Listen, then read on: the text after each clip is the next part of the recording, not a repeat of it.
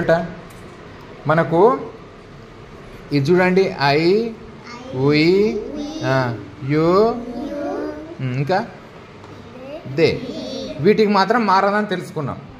దీనికి కదా మారేది. చూడండి ఇది మారే క్రమంలో మీరు చూడండి, మీరు ఒక్కటే గుర్తుపెట్టుకోవాలి, ఈ మూడిటికి మారుతుంది. అంటే ఇక్కడ పదము ఎక్స్తో ఎండ్ అయ్యేది కానీ, జెడ్తో ఎండ్ అయ్యేది కానీ, ఓతో ఎండ్ అయ్యేది కానీ, ఎస్తో ఎండ్ అయ్యేది కానీ, సిహెచ్తో ఎండ్ అయ్యేది కానీ, ఎస్హెచ్తో ఎండ్ అయ్యేది కానీ వస్తే ఏం యాడ్ అవుతుంది చెప్పినా కదా, ఈఎస్ యాడ్ అవుతుంది వీటన్నిటికీ. ఒకవేళ అదే హీ షీ ఇట్కి ఒకవేళ ఎండింగ్ వై వచ్చే పదం వచ్చింది అనుకోండి, ఏం యాడ్ అవుతుంది లాస్ట్కి? ఐఈఎస్. దీనికేమో ఈఎస్, ఐఈఎస్ యాడ్ అవుతుంది. ఇది గుర్తుపెట్టుకోవాలి. జనరల్గా ఏమి ఇవి కాకుండా వచ్చే వాటికేమో ఎస్ యాడ్ అవుతుంది, అంతే, ఓన్లీ ఎస్.